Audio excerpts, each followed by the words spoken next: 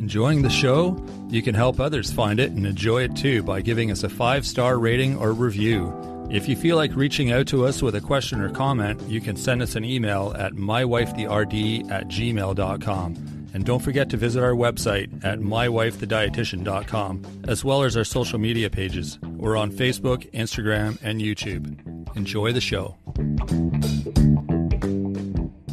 It's Rob and Sandra from My Wife the Dietitian, and this is Nutrition Nuggets. Nutrition Nuggets.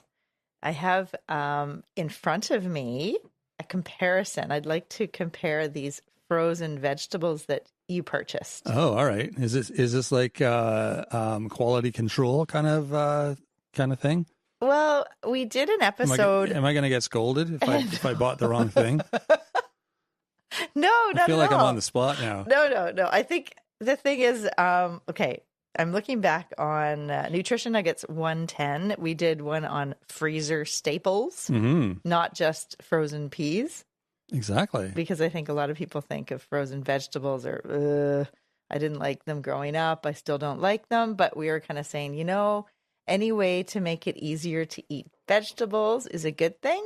And always having freezer like vegetable mixes on hand is great for when you're making soups and stews and things like that. Casseroles. Oh, yeah. I love the frozen veggies. And they've upped their game in the last, I don't know how many years. I haven't been paying attention, but the amount of really awesome products available in the frozen food section, meaning like frozen vegetables and fruit and that sort of thing.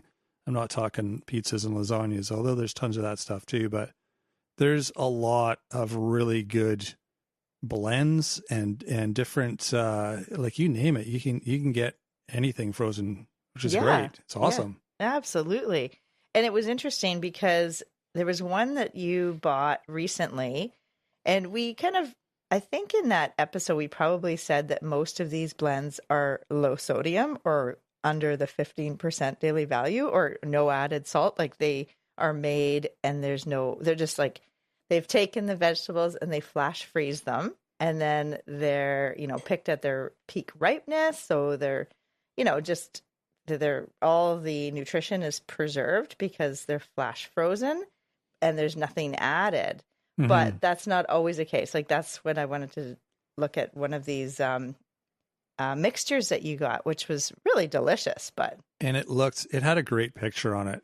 I got to be honest, the picture kind of sold me because it's really colorful. There's a lot of different veggies in it. They're not huge chunks. Some of the blends have huge chunks of vegetables, and they're really hard. They don't always work with whatever it is you're making. And this one, they're sort of smaller little chunks of stuff, and I liked the different veggies that were in it. Yeah, and it says right in big letters, fiber, high source of fiber. Yeah, and that kind of got me too. I thought, oh, this looks good. But there is a word on here that changes the nutritional quality of this item. And do you know what the word is? It was the second sentence. I didn't get that far. It probably says seasoned. You got it. Yeah. Seasoned. I saw the fiber and I saw the picture and I'm like, sold. Right. And then the small print, it says seasoned. Yeah. And it's great. I mean, it was delicious. We ate it. I can't remember what we had it in. Maybe, do you remember? I don't remember, but it was super good. And to be honest, even if I'd seen the word seasoned, I don't know that it would have registered to me as being a bad thing. Do you know what I mean? Because seasoned means it's flavored and it's probably salt. Right. You got it. Sodium, right? And I Totally. should have, I never even thought to check the label because it's vegetables. Right. Yeah. Right? Hey, that's what I It's mean. like, what am I looking for? It's going to be good. It's just vegetables. Exactly. But it isn't. Exactly. And looking at the nutrition facts on it. Okay. For listeners, because it's audio only, it's Green Giant Valley. People can't see us? Has it always been like that? Oh, no. What? All this extra effort I've been putting in every week and people can't see us? Brushing your hair and making your face like you're hilarious. Why did you wait 5 years to tell me that?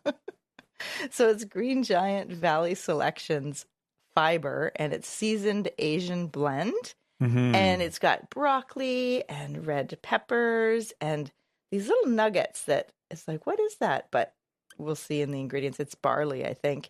And there's right. edamame. That's the fiber. And, yeah, black beans. So yeah, like looking at the nutrition facts label, remember we talked about sodium? We did an episode on label reading.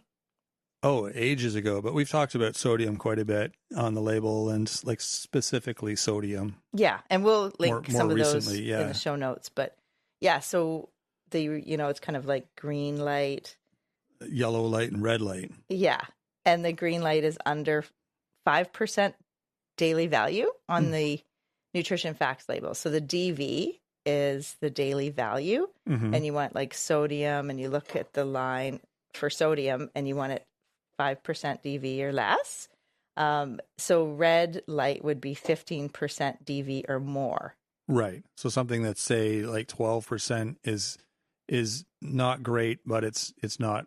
It's like the amber or the yellow, like you said. Use it, but don't use tons of it, or don't use it too often, or Right. something. Like Because there's lots of things that are like 10%, 9%. Yeah, and it's not a big deal if it's not a problem for you. But most people that when I look at when I analyze their intake, they are so over the recommended amount of 2,300 milligrams of sodium. Most people are over 3,000 milligrams, but sometimes it's 4,000, 5,000, 6,000. And a lot of it is these packaged foods. So it's not necessarily adding salt to your meals. It's more the packaged foods. Yeah, it's in the ingredients. It's part of the food itself. I'm noticing they've got that new label on the foods. Is that just in Canada? Yes, I think so. It's amazing how many foods have high sodium that you wouldn't I'm really questioning a lot of the foods that I normally buy now because they've got this label on them. I'm like, oh no, this too? Oh no, what am I getting? Really? I like this. Yeah. This was high sodium? Dang. Yeah, I know. It's sneaky, eh? Kinda. It's good. I mean, I don't think a lot of people notice those it's on the top part of the package, and it's a picture of a magnifying glass. I think it's the bottom corner. But it's on it's on the fairly front big. somewhere. I mean, it's hard to miss. Once you've spotted it, then your eye will always spot it. So yeah, okay. So the sodium in this one is 37% daily value of sodium for the package, the whole package. But looking also at the nutrition, so 17 grams of fiber. Yeah, that's loaded with fiber. That's a lot, hey? That's really good. And the reason is look at the actual ingredients. So it is made with broccoli florets, shelled edamame, soybeans, cooked black beans, red bell peppers, pearled barley, and then the seasonings. So it's like brown sugar, salt, garlic powder, soy sauce powder, ginger, xanthan gum, and canola oil. And it contains soy, wheat, and barley for allergens. Is there mushrooms in that too? No. Or is that just something that looks like mushrooms? Yeah, no mushrooms. Oh. You probably added the mushrooms in ours. I thought I saw them in the picture. Must have been something different. Black beans, maybe. This one has. Oh, that one. Okay, we got it. Okay, so yeah, the other one. So, so what's your rating on that then? Is that still good, even though it's high in sodium, or you probably want to? Because a lot of the goodness in that you would get if it wasn't seasoned, because a lot of the goodness is coming from the vegetables. You could actually rinse this. So if you bought this thinking it was low sodium, and maybe your doctor has said you should be on a low sodium diet or no added salt, or you do have heart disease or high blood pressure, then you could open this package up, put it in a colander, and rinse it. That's true. That would reduce the seasoning and the salt content. Huh. Yeah, good idea. And you still get the benefit of all the little bits of vegetables, and it's got lots of protein too, because it's got the edamame and the black beans. Yeah. And so the protein is 21 grams. See, what's funny? When I did look at that, I thought this thing's killer because it's got the protein, it's got the fiber. It's I was really impressed with it as far as a mixed veggie bag, and I thought, oh, this is great. This is like a gold medal as far as. I'm going to get a gold star from Sandra. Oh, yeah. And then it's like, oh, look at the sodium. I didn't even think of that. I didn't say that. No, I know, but we kind of discovered it together, right? Yeah, no, you're the one who said, oh my God, the sodium. I was impressed with that it had black beans and edamame. I mean, I would still buy it. It's I a would really, definitely buy it. it's a unique mix. I Yeah. said it's too bad they don't make that exact same mix, but No unseasoned. seasoned. Yeah. But like you said, you just rinse it. And maybe eventually they will make it, if there's enough consumer demand. Mm-hmm. Because this other one, the stir fry medley, a special blend of mixed vegetables, it's very colorful also. And it's more of a one, most people have probably seen. It's similar company. Well, it's the same company, Green Giant Valley Selections, but there's no seasoning added. So it's broccoli, carrots, onions, red bell pepper, and mushrooms. There's your mushrooms. Right. But it doesn't have the edamame, which is a protein, or the black beans. Or the barley. Or the barley. That's right. That's what I was impressed with. Those were really unique. It's like a full balanced meal. Yeah. For a vegetarian. Like if people are aiming to get their protein from plant sources, it's a full vegetarian meal right there. It's probably designed as like a Thanksgiving side dish, like a veggie dish. You just open it and serve it, and it tastes good, and it's got a bunch of stuff in it, right? Yeah. Yeah. So this other one that looks the same that I just explained, the stir fry medley, the sodium is 1% daily value. 1%. Yeah. Yeah. Yeah. And that's more the norm, I think, probably for most mixed veggies, right? And protein's 1 gram, so hardly any protein. 2 grams of fiber, hardly any fiber, but you're getting your veggies. So, it is it's a good experiment of reading the label and seeing how different products compare. Mm-hmm. Yeah, really interesting. Now, here's something else that I've discovered is we needed to buy soy sauce. Soy sauce is crazy, crazy high sodium level too. It's like over 40%. On a lot of them. I was blown away. I knew it was salty. Like you can taste, that's the flavor of it, right? But I kind of, once I read the label, I'm like, oh my gosh, because we'll often use that to flavor the vegetables if we're making a stir fry or something. So we're adding all that amount of sodium in it anyway. So that's what I said to you yesterday. Let's do some research and find like a sauce that you can use that isn't super loaded with sodium, like a replacement for soy sauce or something different, right? Because there wasn't that many options. All the different sort of bottled pre-made sauces were all super high in sodium. Yeah. So that's where a lot of the flavor comes from, right? Right. So we'll have to do a little homework and then do another episode on what we've discovered as far as what some healthier options are. Yeah. Yeah. Did we do one on making your own dressing? Salad dressing? I think so. Salad dressing, yeah. Because that's definitely one way to reduce all the extras and the salt and the preservatives and the emulsifiers and all that if you just make your own, right? Mm-hmm. Yeah. But as far as making a stir fry, because I mean, the thing I love about these vegetables is it's super easy to throw together a meal. Like you just open a bag of that. Like we made it last night. You open a bag of the mixed veggies, throw in some chicken breast or whatever your protein is, and you've got yourself a stir fry. It's pretty quick. So good. But the sauce ends up being something salty. Right. Yeah. You are very chatty right now. I am.